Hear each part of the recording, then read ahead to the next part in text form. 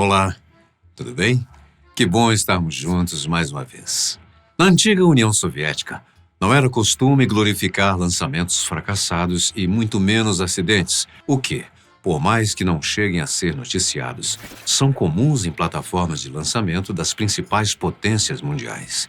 No entanto, após a abertura da Cortina Vermelha, algumas histórias interessantes e também arrepiantes começaram a surgir, como foi o caso da Soyuz 18. Vem comigo e entenda o que aconteceu. Sempre se soube que os minutos finais e o próprio lançamento dos foguetes são provavelmente as fases mais perigosas de qualquer missão. Foguetes não tripulados explodiram com uma frequência alarmante nos primeiros dias do programa espacial. Mas, quando recordamos que em maio de 1975, a nave Soyuz 18 realizou uma missão com sucesso, a primeira impressão que temos é que a União Soviética parece não ter passado por dificuldades. Lê do engano, até mesmo se tratando do nome da nave. Essa missão levou os cosmonautas Vitaly Sevastyanov e Pyotr Klimuk até a Estação Espacial Salyut 4, onde eles permaneceram por 63 dias. Na estação, puderam realizar todas as tarefas que lhes foram destinadas, e em 26 de julho, os cosmonautas retornaram com segurança à Terra. Até este ponto, não há nada de anormal, correto? Não fosse pelo fato de que essa missão, em particular, não era oficialmente conhecida como Soyuz 18, e sim Soyuz 18B, pelo menos nos bastidores. Isso porque a missão original foi um fracasso. E para não alertar o público e, principalmente, gerar alguma reação dos adversários norte-americanos, mantiveram o nome da missão como o da original. Mas então, o que aconteceu à nave Soyuz 18, a original? A Cortina Vermelha escondeu por muitos anos o que realmente aconteceu. E é fato que o seu voo constituiu uma das páginas mais dramáticas da cosmonáutica soviética. Antes que surjam dúvidas, o termo cosmonauta e seus derivados são usados pelos soviéticos e até hoje pelos russos, desde que a corrida espacial teve início. Primeiramente, devido ao seu idioma, e em segundo plano, porque eles não queriam utilizar a mesma palavra usada pelos americanos, astronauta, por motivos óbvios. Bom, o fato é que Vasily Lazarev e Oleg Makarov, os tripulantes da Soyuz 18A, ou simplesmente Soyuz 18, enfrentaram momentos terríveis e muito difíceis. Uma provação que ninguém mais havia experimentado. A missão Soyuz 18A estava destinada a ser a segunda missão para levar cosmonautas à Estação Espacial Soviética Salyut 4 para uma missão de 60 dias. Muito bem, o lançamento prosseguiu conforme o planejado até o foguete atingir uma altitude de 145 quilômetros, 5 minutos e 21 segundos após deixar a plataforma. Isso quer dizer que eles já estavam praticamente no espaço, avançando além da órbita terrestre e da linha imaginária que marcava a posição da Salyut 4. Nesse momento, os estágios secundário e terciário do foguete começaram a se separar. Apenas 3 dos 6 trincos que mantinham os estágios unidos foram liberados, e o motor do terceiro estágio foi acionado, com o segundo estágio ainda preso abaixo dele. A força do terceiro estágio rompeu os trincos restantes, liberando o segundo estágio, mas colocando o foguete sob uma tensão não prevista, o que o fez desviar da trajetória correta. Aos 5 minutos e 31 segundos, o desvio foi detectado pelo sistema de orientação da Soyuz, que ativou um programa de anulação automática, o que significa abortar a missão. O sistema de emergência foi acionado, o que desintegrou o veículo de reentrada. Nesse momento, a nave já se encontrava a uma altitude de 200 quilômetros, pode-se dizer, no espaço. O aparato desceu em modo não guiado, ou seja, os cosmonautas simplesmente caíram do espaço. Sob essas condições, a tripulação experimentou uma sobrecarga tremenda que representava uma enorme ameaça à vida. Segundo as lembranças do cosmonauta Lazarev, Ele não conseguia se mover. As sensações era como se um carro tivesse passado por cima do seu peito. Imagine, naquele momento, a espaçonave já estava apontada para baixo em direção à Terra, o que acelerou significativamente a sua descida. Em vez da aceleração esperada numa situação de emergência de 15G, ou seja, 147 metros por segundo ao quadrado, os cosmonautas experimentaram até 21,3G, o equivalente a 209 metros por segundo ao quadrado. Para se ter uma ideia, a força gravitacional de 1G, que nos mantém na superfície do planeta, é de 9,8 metros por segundo ao quadrado. Apesar da sobrecarga muito alta, os paraquedas da cápsula abriram corretamente e a nave pousou com sucesso após um voo de apenas 21 minutos. A cápsula pousou a sudoeste da região de Gorno-Altaisk, uma encosta coberta de neve, e começou a rolar morro abaixo em direção a um penhasco de 152 metros antes de ser parada pelos paraquedas presos na vegetação. Ufa! Após a cápsula se estabilizar na neve com profundidade que chegava até o peito e enfrentando uma temperatura local de menos 7 graus Celsius, os cosmonautas vestiram suas roupas de sobrevivência para climas frios, mas eles ainda não tinham certeza de onde haviam parado. E a suspeita era que tivesse sido em território chinês, imagine, justamente numa época em que as relações sino-soviéticas eram de extrema hostilidade. Então, como já era pré-ordenado nesses casos, eles rapidamente destruíram os documentos relacionados a um experimento militar planejado para o voo. Logo, a tripulação entrou em contato por rádio com uma equipe de resgate num helicóptero que se aproximava. E só então os cosmonautas souberam que o local do pouso forçado estava em território da União Soviética, próximo à cidade de Alesk. A neve profunda, a alta altitude e o terreno dificultaram muito o contato e a aproximação dos socorristas com os cosmonautas. Somente no dia seguinte, eles foram resgatados com segurança.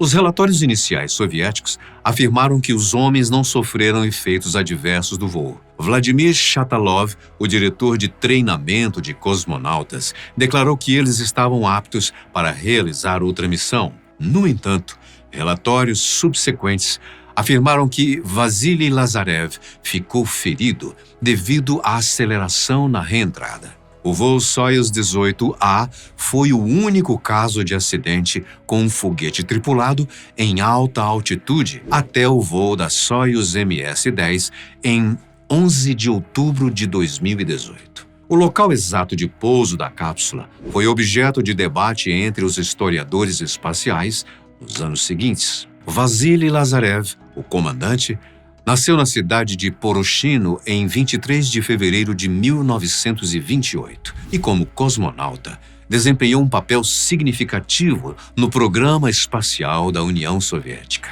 Antes da Soyuz 18, ele havia sido levado na missão Soyuz 12 em 1973, quando ficou 47 horas no espaço. Além do mais, possuía um doutorado em medicina e ostentava a patente de coronel da Força Aérea Soviética. No entanto, apesar de sua importância e patente, isso não fez com que o governo de Brezhnev, ou melhor, Leonid Brezhnev, então presidente da União Soviética, se sensibilizasse em relação aos ferimentos que ele sofreu na queda da Soyuz. Ele não recebeu qualquer tostão como compensação, imagine. Ou, como dizemos aqui, pelo acidente de trabalho. Lazarev permaneceu no programa espacial soviético até o ano de 1981, mas não mais como cosmonauta, e veio a falecer em 31 de dezembro de 1990, aos 62 anos, em decorrência de problemas com a bebida alcoólica. Já o cosmonauta Oleg Makarov, engenheiro de voo da Soyuz 18, nasceu em 6 de janeiro de 1933, na cidade de Udomila, Ele foi de grande importância no desenvolvimento do programa Vostok, o conjunto de missões espaciais tripuladas executadas pela Agência Espacial Soviética no período de 1961 até 1963. Além da Soyuz 18, ele também havia participado, já como cosmonauta, das missões Soyuz 12, antes do incidente, e também após, nos programas Soyuz 27, 26 e T3. Após o seu último voo, Makarov continuou a trabalhar em programas espaciais, participando do programa da Estação Espacial Mir e do desenvolvimento do ônibus espacial Buran. Entre outras condecorações, recebeu o título de Herói da União Soviética 2 vezes e a Ordem de Lenin 4 vezes. Makarov morreu em 2003 de um ataque cardíaco. Bem, o terrível incidente ocorrido com a Soyuz 18A ficou conhecido nos autos da cosmonáutica como a anomalia de 5 de abril. Mas, se você pensa que os problemas ocorridos com os cosmonautas soviéticos pararam por aí, veja essa intrigante história. Praskovia Strekalova não gostava da ideia do seu filho, o cosmonauta Gennady Strekalov, de 43 anos, está sentado sobre os milhares de quilos de propulsores voláteis prestes a serem expelidos do planeta. Suas palavras de preocupação, na verdade, soaram como uma advertência na época. Embora ele já tivesse voado 2 vezes antes, a senhora Strekalova tinha uma estranha sensação de que aquela, que seria a 3ª vez, terminaria de uma forma menos feliz que as anteriores. Para quem não acredita no 6º sentido materno, eis aqui um ótimo exemplo. Em abril de 1983, o seu filho havia voado a bordo da Soyuz T-8 e sua tripulação retornou à Terra depois de 2 dias, depois de não conseguir atracar na Estação Espacial Salyut 7. O insucesso apenas serviu para convencê-la de que o novo lançamento também não terminaria bem.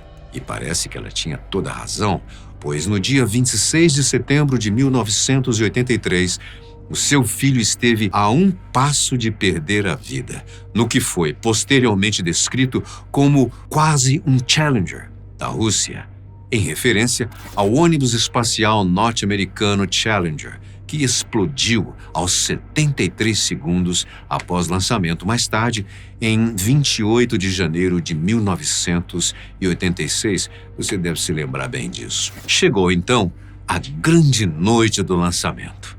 A bordo da espaçonave Soyuz T-10, o comandante Vladimir Titov e o engenheiro de voo Strekalov tomaram seus assentos no módulo. O lançamento estava agendado para as 22h38, horário de Moscou.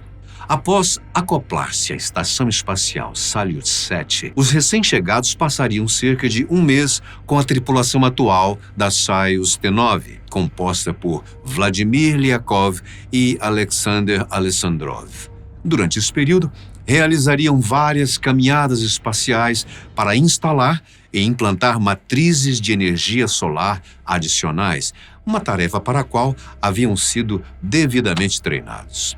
Titov e Strekalov se preparavam para uma missão prevista de 3 meses, já que haveria uma janela, ou seja, um tempo de 1 mês entre cada uma delas até janeiro de 1984. No desolado cosmódromo de Baikonur, onde hoje fica o Cazaquistão independente, então um dos antigos estados satélites da União Soviética, os preparativos para a decolagem noturna decorreram aparentemente sem incidentes. 2 minutos antes da hora prevista para a partida do foguete, os primeiros sinais de problema começaram a surgir. As temperaturas na plataforma haviam caído de cerca de 27 graus centígrados durante o dia para apenas 10 graus centígrados naquela noite, com rajadas de vento de mais de 40 quilômetros horários. Dentro da cabine de sua cápsula Soyuz T-10, Titov e Strekalov ouviam música, transmitida pelo sistema de comunicações, enquanto executavam as verificações finais dos sistemas e verificavam a integridade dos seus trajes de lançamento e reentrada. Faltando apenas 1 minuto e meio para o lançamento, um novo e ainda mais indesejado problema apareceu. Uma válvula de combustível encarregada de abastecer os propulsores cônicos do primeiro estágio do foguete não fechou corretamente. Como consequência, o propelente bruto foi expelido pela superfície da plataforma de lançamento e, em 1 minuto, pegou fogo. O fogo se espalhou com uma rapidez alarmante, atingindo as laterais do foguete. Além de estar totalmente carregado com propulsores altamente explosivos, a pirotecnia de separação do veículo estava armada e seus motores a poucos segundos da ignição. Na sala de observação fortificada, a poucos quilômetros de distância, o diretor de lançamento, Alexei Shumilin, e seus colegas assistiam horrorizados o ritmo feroz daquele fogo que aumentava. Sem janelas para testemunhar o incêndio que consumia o foguete e a plataforma de lançamento, Titov e Strekalov inicialmente não desconfiaram de nada. Mas um estranho ruído alertou Strekalov de que algo estava errado. Ele apertou o arnês, que é um tipo de cinto de segurança ali preso no traje, e instruiu Titov a fazer o mesmo. A urgência pairava no ar, amplificada pelas conversas frenéticas dos controladores de lançamento transmitidas pelo circuito de comunicações. Um inferno violento havia consumido a fiação que deveria acionar o sistema de escape do foguete. 10 segundos se passaram e o propulsor da Soyuz T-10 estava literalmente envolto em chamas, perigosamente próximo de uma explosão iminente. Com seus corações, é claro, altamente acelerados, Titov e Strekalov aguardavam a resposta que poderia determinar o seu destino. Pasmem. No entanto, essa não era uma solução muito fácil, trivial. Não. É claro que os controladores responsáveis por pressionar os botões estavam localizados em salas diferentes. Imagine, a mais de 32 quilômetros de distância do teclado de Titov e Strekalov. Para anular o sistema, imagine, eles precisavam receber uma palavra-código específica de Nestor. Shumilin e Soldatenkov, o líder técnico do foguete, desempenharam então papéis cruciais em todo esse processo. Segundos após o comando dado pela dupla, a pirotecnia disparou e os poderosos motores de foguete sólido da torre de fuga, totalizando cerca de 176 mil libras de empuxo, rapidamente puxaram os módulos orbitais e de descida do Soyuz T-10 para longe do propulsor em chamas. A imensa velocidade e o ângulo de partida proporcionaram acelerações com uma força G altíssima aos 2 cosmonautas. Após o evento, Titov lembrou-se de ter sentido todo o foguete balançando, seguido por 2 ondas de vibração quando a torre de fuga disparou e um solavanco forte quando ele e Strekalov foram impulsionados para um local finalmente seguro. O pessoal da base de observação testemunhou uma enorme nuvem vermelha, amarela e preta cercando o topo do propulsor, após o qual o objeto pôde ser visto disparando para cima em alta velocidade. Em segundos, Titov e Strekalov atingiram uma velocidade de Mach 1, viajando quase verticalmente, subindo a uma altitude de 3.000 pés e suportando cargas de aceleração de 14 a 17 G. Apenas 6 segundos após a cápsula ter sido puxada para um local seguro, apenas 6 segundos, preste atenção, o propulsor explodiu em um holocausto de chamas. Enquanto isso, os módulos orbitais e de descida da Soyuz T-10 pousavam com segurança por meio de paraquedas. O escudo térmico do módulo de descida foi descartado, expondo 6 foguetes de pouso de combustível sólido na base e os cosmonautas, abalados e gravemente machucados após o pouso forçado, que ocorreu às 22h43 a 3,9 quilômetros da plataforma de lançamento, que ainda encontrava-se em chamas. A primeira ação deles após o disparo da torre de fuga foi desligar o gravador de voz da cabine. Segundo Titov, eles estavam proferindo xingamentos de todas as maneiras naquele terrível momento, o que, é claro, é algo bastante compreensível. Meia hora depois de pousar, a equipe de resgate chegou à cápsula. O primeiro pedido dos cosmonautas foi por cigarros. E, é claro, foi dado a cada um copo de vodka para acalmar os nervos em frangalhos, coisa comum, principalmente na União Soviética. Apenas um mês depois, os discretíssimos soviéticos anunciaram, relutantemente, que tinha havido outro acidente no programa Soyuz. Pouco mais foi revelado, além do bom desempenho do sistema de escape e da sobrevivência dos 2 cosmonautas. A missão, posteriormente, ficou conhecida no Ocidente como a Soyuz T-10A. A desventura de Titov e Strekalov durou apenas 5 minutos e 13 segundos, mas que, com certeza, para eles, deve ter sido uma eternidade. Após esse terrível e quase trágico incidente, ficou claro de que o foguete já estava começando a inclinar-se precariamente, antes mesmo de a torre de fuga disparar, evidenciando que Titov e Strekalov estavam muito próximos da morte. No entanto, foram considerados os homens mais sortudos de toda a história espacial. Deus, com certeza, queria que eles voltassem a respirar o ar puro do planeta Terra e ainda tinham muito o que oferecer como profissionais e pais de família. Gostou dessas histórias? Então, comente aí nas linhas abaixo se você já as conhecia e se gostaria de saber mais sobre o que se passa nos bastidores de plataformas de lançamentos, tanto russas quanto americanas e em outros locais. Por exemplo, no Brasil, não sei se você sabe, mas nós temos uma história triste ocorrida na antiga plataforma de Alcântara. Lembra? De qualquer maneira, muito obrigado pela sua companhia, forte abraço e até a próxima.